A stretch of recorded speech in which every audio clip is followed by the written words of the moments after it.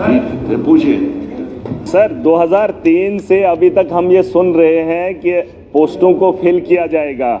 अभी मैम ने कहा 367 पोस्ट वैकेंट है डिस्ट्रिक्ट डोडा के अंदर।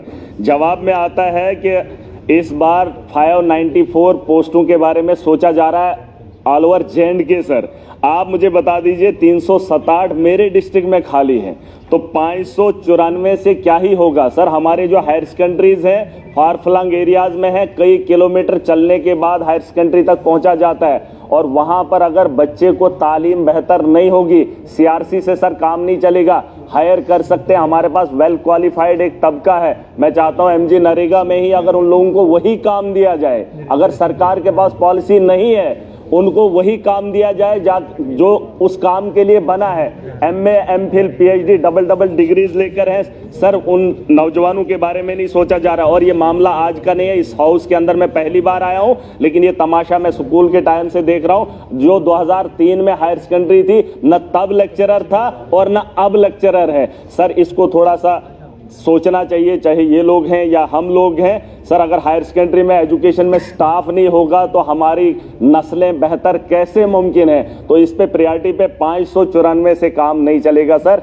मेरा ही 367 का आंकड़ा है तो बताओ मेरे डिस्ट्रिक्ट में 367 कैसे फिल किया जा सकता है। सर ये कोई जवाब नहीं। और ये मैं बता रहा हूँ 2003 से, मैं जब स्टूडेंट खुद रहा हूँ 2003 से सर मामला देख रहा हूँ। इस पे थोड़ा सा हाउस को सोचना पड़ेगा क्योंकि नौजवानों की नस्लों के बारे में, बेहतरी के बारे में हमें बदलाव लाना है। और सर दूसरा है इसमें, पूछो अपने सवाल, जवाब सुनो ना, जवाब सुनो।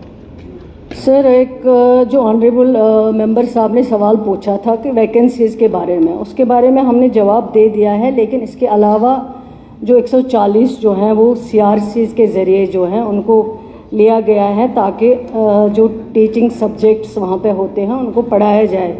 उसके बावजूद जो है डिपार्टमेंटल प्रमोशन के ज़रिए भी जो है उसमें भी लेक्चरर्स जो हैं 10+2 की डेफिशिएंसी जो है उसको पूरा किया जा सकता है। उसके अलावा जो ऑनरेबल एमएलए साहब 594 पोस्ट की बात कर रहे हैं, ये 3 साल से कहाँ सुन रहे हैं जब से पढ़ रहे हैं। ये तो जब यही सरकार बनी उमर अब्दुल्ला साहब की क़ियादत में, उसके बाद ये पोस्ट जो है जब हमने शुरू किया था एजुकेशन डिपार्टमेंट संभाला था, उसके बाद ये 594 पोस्ट जो है सर्विस सिलेक्शन बोर्ड को रेफ़र किए गए हैं। तो ये कह रहे हैं 3 साल से मैं यही सुन रहा। अगर ये डेट भी देखें जब ये आर्डर इशू किया गया, जब उन पोस्ट को रेफ़र किया गया है, वो बखूबी इनके पास होगा। कमी तो है, मैं मानती हूँ कि कमी है, लेकिन ये कमी जो है इसको टाइम लगेगा जो है पूरा करने में। हम भी चाहते हैं कि availability of teachers, lecturers, professors, assistant professors जो हैं वो होनी चाहिए, क्योंकि जब आपके पास डिपार्टमेंट होगा, एजुकेशन जो है इंस्टीट्यूशंस होंगे, लेकिन उनमें टीचर नहीं होगा, उनमें प्रोफेसर नहीं होगा, उनमें असिस्टेंट प्रोफेसर नहीं होगा, फिर उन इदारों का कोई मायने नहीं है, कोई मतलब नहीं है। मैं खुद मानती हूँ इस चीज़ को। लेकिन अब जो है जो 10 साल में रिक्रूटमेंट नहीं की गई हैं, जैसे वैकेंसीज आती गई, रिटायर हो गए लोग, एसआरओ केसेस नहीं लग पाए इतने बरसों में, तो अब ये 3 महीनों में या 4 महीनों में कमी पूरी तो नहीं होगी, इसमें टाइम लगेगा पूरा होने में। और कब पूरी होती हैं, जितना पॉसिबल होगा जो डिपार्टमेंट के हाथ में है। अवेलेबिलिटी ऑफ फंड्स को भी देखना है, जो डिपार्टमेंट कर सकता है, जो डिपार्टमेंट के हाथ में है वो करेंगे। लेकिन थोड़ा सा इनको भी पेशेंस रखना पड़ेगा कि रातों रात ये सिस्टम जो है उसको ठीक नहीं कर सकते हैं।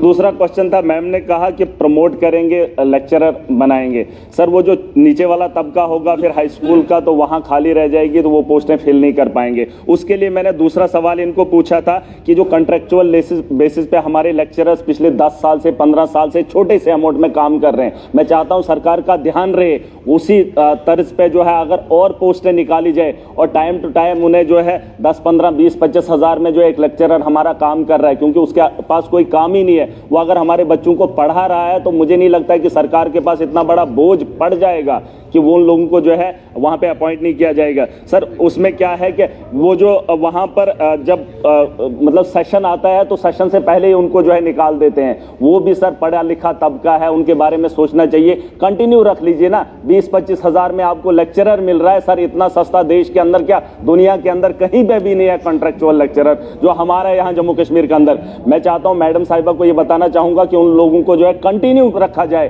ताकि 15-15 साल से वो सर्व कर रहे हैं, वो पढ़ा रहे हैं हमारे बच्चों को सर। उनको नहीं उनको आगे आपकी बात आ गई, आपके बात उन्होंने सुन ली।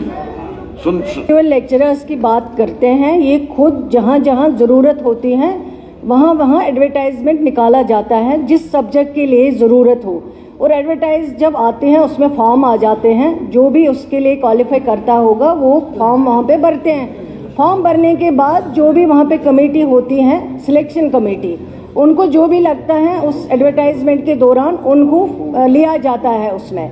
लेकिन अब 15 साल या 8 साल या 1 साल के लिए जो वहाँ डिसाइड करते हैं कि कितने देर में इनको रखना है, और जब री एडवर्टाइज हो जाता है, जो टाइम दिया जाता है इसमें, जब री एडवर्टाइजमेंट हो जाता है 1 साल के बाद या 2 साल के बाद, उनको भी उसमें मौका दिया जाता है ताकि वो फिर से अप्लाई करें।